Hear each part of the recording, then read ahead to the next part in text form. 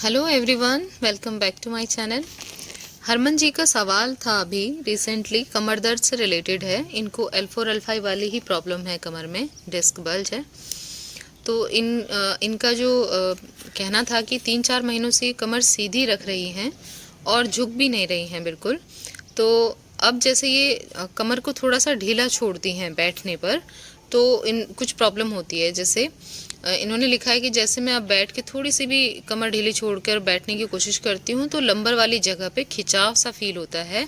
ऐसा क्यों हो रहा है, क्या हो रहा है और ये कैसे ठीक होगा? मुझे अब दर्द तो कम है लेग में, बट 2-3 घंटे लगातार खड़े होने पर ये प्रॉब्लम हो रही है। मतलब खड़े होते हैं, जब खड़े होते हैं तो टांगों में हल्का सा सुनपन शुरू हो जाता है। जब 2-3 घंटे लगातार खड़े रहोगे तो अभी तो आपको प्रॉब्लम होगी ही ना फिर, है ना। तो इन्होंने लिखा है कि हल्का सा सुनपन टांगों में आ जाता है और घुटनों के नीचे नसों में दर्द शुरू हो जाता है। जब मालिश और सिकाई करती हूँ तो 1-2 दिन के लिए ठीक भी हो जाता है। देखिए, ये वो वाली सिचुएशन है आपकी। चलिए इस बारे में मैं फिर बात करती हूँ। अभी पहले उस चीज़ पे आ जाते हैं जब आप कह रहे हो कि जब आप ढीली छोड़ते हैं कमर को तो आपको खिंचाव फील होता है या हल्का सा पेन भी महसूस हो सकता है। ठीक है, आप जो सिचुएशन बता रहे हो वैसी प्रॉब्लम मुझे भी होती थी, और इसी के लिए मैं बोलती हूँ कि जब आप खड़े होते हो ना तो आप बेल्ट का यूज़ करो। जब आप खड़े होकर काम कर रहे हो तो आपको सपोर्ट मिलेगा। लेकिन जब आप बैठते हो खाना खाते वक्त या कुछ काम करते हुए, जब आप चेयर पे बैठ गए हो टेक लगाकर, तो उस वक्त अपने मसल्स को भी लूज छोड़ना है, बेल्ट हटा देनी है बिल्कुल।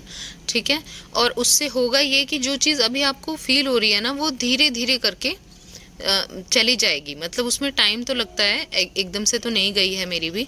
पर ये प्रॉब्लम मैंने भी फेस की है कि जब मैं बैठती थी और कमर को ढीला छोड़ के, जैसे लूज हम लोग नॉर्मली बैठते हैं, जब हम ठीक थे तब हम नॉर्मल बैठ जाते थे, इस तरीके से जब बैठते थे मैं, तो मुझे प्रॉब्लम फील होती थी उस जगह। तो घबराने वाली बात नहीं है, लेकिन चिंता की बात यह है कि आपको अभी थोड़ा ही वक्त हुआ है और आपको बीच बीच में वो ठीक भी हो रहा है तकलीफ आपकी, और आप ऐसे में 2-3 घंटे लगातार खड़े होकर काम कर रहे हो, जिसकी वजह से टांगों में भी पेन आ रहा है और सुन भी हो रहा है, यानी कि नस ब्लॉक हो जाती है। आप लोगों ने सुना होगा, जब मैं बताती हूँ, जब आप लोग खड़े होते हो, जब आपकी तकलीफ है कमर में, लंबर में, आप खड़े होते हो तो अपर बॉडी का इतना वजन ऑलरेडी उस डिस्क पे पड़ता है जो कि डैमेज है, जो कि जहाँ पे जख्म है। अब आप जब जितना देर आप खड़े होगे उतना ही वजन आप उसके ऊपर रख रहे हो। आपको लग रहा है कि आपने वजन तो उठाया ही नहीं है, लेकिन आपको प्रॉब्लम क्यों हो रही है? पर प्रॉब्लम तो आपको पता है ना, आपकी बॉडी का खुद का वजन इतना है जो उस डिस्क पे पड़ रहा है। तो वो धीरे धीरे करके, कितनी देर तक वो सहन करेगी वजन को? धीरे धीरे करके आपकी डिस्क, जो भी आपका प्रॉब्लम है, वो वहाँ पे स्वेलिंग आ जाएगी, आपका जेल बाहर की तरफ प्रेशर मारेगा, तो वहाँ पे आपकी नस में ब्लॉकेज आएगी तो दर्द भी स्टार्ट होगा। और अगर ब्लॉकेज बिल्कुल ही हो गया, ब्लॉक हो गया, खून बहना बंद हो गया, तो सुनपन आ जाएगा। तो इसका सिंपल सा ये तरीका है कि एकदम से लोड बिल्कुल ना दें अपनी डिस्क पर। आप धीरे धीरे करके ही अपने जो नॉर्मल लाइफ है उसकी तरफ लौटोगे। एकदम से लोड दोगे तो जितना रिलीफ आया है आपका, वो वापस से आपकी तकलीफ़ को और बुरी कंडीशन में ले जा सकता है। और यही चीज़ मैं लोगों को समझाती हूँ जो इस दर्द में है, इस तकलीफ़ में है। जो समझ जा रहे हैं उनको रिलीफ आते जा रहा है, और यकीन मानिए ये आप लोगों के भले के लिए है। इसमें मतलब मैं सिर्फ बता सकती हूँ, ये कोई फालतू की बात नहीं है कि मैंने कहा कि मैं ठीक हो गई हूँ तो मेरे ठीक होने में वक्त लगा है, और वो चीज़ मैंने मेंटेन की है क्योंकि मुझे ठीक रहना था और मुझे ये चीज़ पता थी कि मुझे ये करने से दर्द होगा, ये तकलीफ़ बढ़ सकती है। तो वो चीज़ पे अगर अवेयर रहते हैं आप भी, तो आप इससे बिल्कुल बाहर आ जाएंगे। जो लोग बहुत टेंशन में आ जाते हैं, एकदम से दर्द बढ़ता है, आप उस सिचुएशन से भी बचे रहोगे। आप जब रेस्ट करते हो तो आपको रिलीफ आता है, ये आपने भी बताया।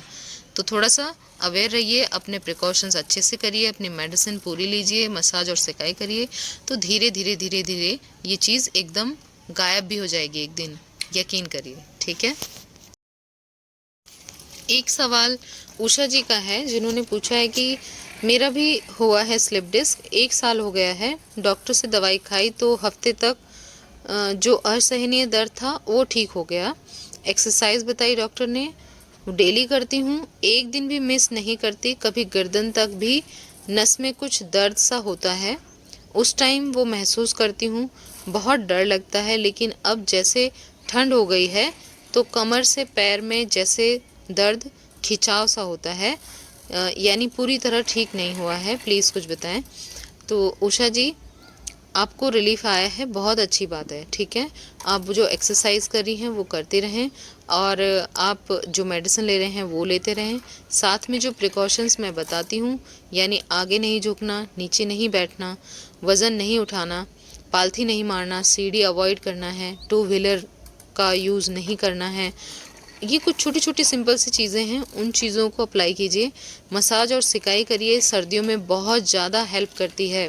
मैं जानती हूँ कि सर्दियों में मेरे पैर जो हैं वो सुन रहते थे, ठंडे बिल्कुल, मतलब ठंड लगती थी पैरों पे। तो उसके लिए मैं कमर पे तो मसाज सिकाई करती थी, लेकिन गर्म पानी वाटर बॉटल में डाल के मैं अपने पैरों पे रख लेती थी, पैरों के नीचे, ताकि तलवों से सिकाई होती रहे, वो भी बहुत हेल्प करती थी। और आप कह रहे हो कि गर्दन तक कभी कभी दर्द महसूस हो रहा है, तो ये अच्छी बात नहीं है। आपको प्रिकॉशंस बिल्कुल ईमानदारी से करने हैं। और गर्दन के लिए तकिया बिल्कुल अवॉइड करिए जब आप सीधे लेटते हो। ठीक है, बिल्कुल अवॉइड करना मतलब जब आप सीधे लेट रहे हो तब अवॉइड करना है, और जब आप करवट लेते हो तो पतला तकिया रख सकते हैं, वो रखिए। कि एक सवाल मुझे किसी ने पूछा था कि डॉक्टर्स तो कहते हैं कि तकिया पैरों के नीचे रखिए, तो बिल्कुल जिस कंडीशन में लेटकर आपको रिलीफ मिलता है, देखिए हर पेशेंट की कंडीशन अलग होती है, तो आप थोड़ा सा अपने ऊपर ध्यान दें कि आपको किस चीज़ से रिलीफ मिल रहा है। तो जब आप करवट लेते हो तब भी आप टांगों के बीच में तकिया लगा सकते हो, पैर फोल्ड करके, वो आपको अच्छा लगेगा तो आप वो रखिए। आप जब सीधे लेटे हुए हो, गर्दन के नीचे नहीं रखना है, लेकिन टांगों के नीचे रख के आपको रिलीफ मिलता है, या कमर के नीचे रख के, तो वो चेक करिए। ठीक है, जिस कंडीशन में आपको लेटने पर रिलीफ मिलता है उस कंडीशन को अपनाइए, और जिससे आपकी तकलीफ़ बढ़ती है वो काम बिल्कुल मत करिए, उसे करके मत देखिए, उसे बिल्कुल ट्राई करने की कोशिश भी मत करिए जिससे आपको तकलीफ बढ़ रही है, कि मैं देखूं एक बार क्या पता बढ़ जाए या नहीं हो रहा है, ये चेक करने की। आई होप आप समझ गए होंगे। बाकी कोई चीज़ अगर नहीं समझ आए तो प्लीज़ मुझे इंस्टाग्राम पर मैसेज करिए, जब भी टाइम मिलता है मैं बात करती हूँ, और उम्मीद करती हूँ कि आपसे बात हो। अगर आपको जो चीज़ें समझाई हैं मैंने वो तो खैर आपको मिल ही जाएंगी। कुछ डेली लाइफ का चेंजेस है जो मैंने किए थे वो मैंने बताए हैं, तो वीडियोस चेक कर लें प्लीज़, नीचे डिस्क्रिप्शन देखें, या फिर मेरी प्लेलिस्ट है स्लिप डिस्क रिलेटेड, वो आप देख सकते हैं। ठीक है, तो आप करके देखिए और घबराएं नहीं, इंशाल्लाह बिल्कुल रिलीफ आएगा। भले ही आपको दर्द अभी बढ़ रहा हो, लेकिन आपको अवेयर रहना है, तो ये तकलीफ़ बढ़ेगी नहीं बल्कि माइनस में जाएगी, यानी घटेगी। ठीक है, अगला सवाल मोहंती जी का है। सॉरी अगर नाम सही नहीं ले पाई, मुझे समझ नहीं आया।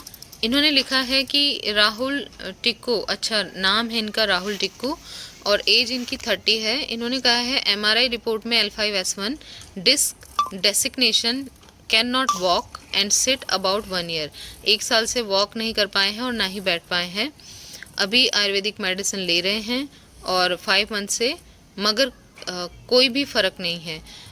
ओके राहुल जी, मैं आपसे सिर्फ इतना कहूँगी कि घबराने की बात नहीं है।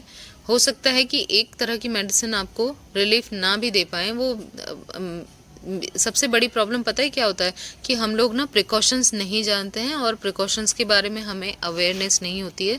इस वजह से भी कोई मेडिसिन काम करती दिखाई नहीं भी देती है, भले ही वो काम भी कर रही हो। तो सबसे पहले तो आप वो प्रिकॉशंस देखें जो मैंने अभी अभी बताए हैं थोड़ी देर पहले। ठीक है, कुछ चीज़ें अप्लाई करें, मसाज और सिकाई साथ में इंक्लूड कर लें। मसाज का तरीका मैंने बता रखा है, ऊपर की तरफ करना होता है, ऊपर की तरफ हाथ ले जाएं और हटा लें, फिर नीचे से ऊपर, मतलब नीचे की तरफ नहीं लाना है, ऊपर से। वो जो ऑयल मैंने बता रखा है बेस्ट है, वो आप घर पे बनाइए, कश्मीरी लहसुन और तिल का तेल, उसके अलावा कोई और ऑयल नहीं। और ये कहने की बात नहीं है, करके देखिए, आपको उसका फ़र्क अपने आप पता चलेगा। ठीक है, तो ये चीज़ें अप्लाई कीजिए। अगर आपने अभी तक न्यूरोसर्जन को नहीं दिखाया है तो वो भी दिखाइए ज़रूर, और अगर आप चाहते हैं कि यूनानी मेडिसिन ट्राई करें तो वो भी ट्राई करके देख सकते हैं। जिन लोगों को भी मेडिसिन नहीं मिलती है मैं प्रोवाइड कराती हूँ, उसके लिए आप मुझे इंस्टाग्राम पर मैसेज कर सकते हैं, मेरी आईडी आपको डिस्क्रिप्शन में मिल जाएगी। और अगर किसी को कुछ बात करनी है तो मुझसे बात कर सकता है, तो घबराने वाली बात नहीं है। जो भी हेल्प हो सकती है मैं करने की कोशिश पूरी करती हूँ। तो आप अपने पे ध्यान दें, और जिस प्रॉब्लम में आप हैं वो प्रॉब्लम में सबसे ज़्यादा इम्पॉर्टेंट रोल जो अदा करता है वो आपका प्रिकॉशंस है, जो मैं बताती हूँ आप लोगों को कि आपने आगे नहीं झुकना है, नीचे नहीं बैठना है चेयर से, वज़न नहीं उठाना है, सपोर्ट लेनी है, डबल सपोर्ट की बेल्ट लगानी है। अगर आप खड़े होते हो, चप्पल ज़रा एकदम सॉफ्ट से चप्पल आती हैं उनको पहनिए, अगर वॉक कर रहे हैं या घर में चल फिर भी रहे हैं या खड़े हो रहे हैं काम कर रहे हैं तो ये चीज़ें हैं, कुछ धीरे धीरे आपको समझ आ जाएगा जब आप वीडियोस फॉलो करेंगे और उसे अप्लाई करेंगे अपनी लाइफ में, तो आपको उसका फ़र्क देखने को मिल जाएगा। आई होप कि आपको बहुत जल्द इसमें बेहतरीन की तरफ, आप अच्छी कंडीशन की तरफ जल्दी बढ़ें। तो थोड़ा सा आप वीडियोस को फॉलो करें, डिस्क्रिप्शन चेक करें, या फिर स्लिप डिस्क रिलेटेड मेरी एक प्लेलिस्ट है वहाँ पे देखें, आपको कुछ आइडियाज़ वहाँ से मिल जाएंगे। ये एक सवाल मुझसे किसी ने पूछा है कि मैं अगर ठीक हो गया हूँ तो उसके लिए क्या एमआरआई करा के पता करना पड़ेगा कि मैं ठीक हुआ हूँ या नहीं। और इन्होंने पूछा है कि मेरी कमर दर्द हो रहा है ना, पैर में दर्द जा रहा है, ठीक हूँ बिल्कुल प्रिकॉशंस के साथ, तो ठीक होने के बाद एमआरआई करानी पड़ेगी या नहीं। डॉक्टर ने एमआरआई नहीं लिखी है। तो चलिए, आप ठीक हैं, बहुत अच्छी बात है। और आपने कहा है कि आपने ठीक होने के बाद एमआरआई करवाई थी, बिल्कुल नहीं करवाई है। और ठीक होने का कब पता चलता है कि अब पूरे तरीके से कमर दर्द नहीं है। देखिए, अगर आपको रिलीफ आ रहा है बहुत अच्छी बात है, लेकिन आपको ये समझना पड़ेगा कि ये तकलीफ़ आपकी, जैसे ही आप प्रिकॉशंस मतलब आप प्रिकॉशंस के साथ चल रहे हैं तो आपको दर्द नहीं है, आपको पैर में दर्द नहीं जा रहा है, बहुत अच्छी बात है।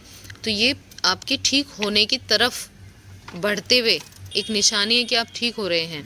लेकिन ये बिल्कुल आप इस चीज़ को दिमाग से निकाल दें कि आप तुरंत जाएंगे एमआरआई कराएंगे, एमआरआई में एकदम डिस्क अंदर चली गई आपको ऐसा लगेगा, या नहीं चली गई ऐसे भी लगेगा, और आप फिर से एकदम बैक टू नॉर्मल आप दौड़ भाग कर सकते हैं, आप वज़न उठा लेंगे।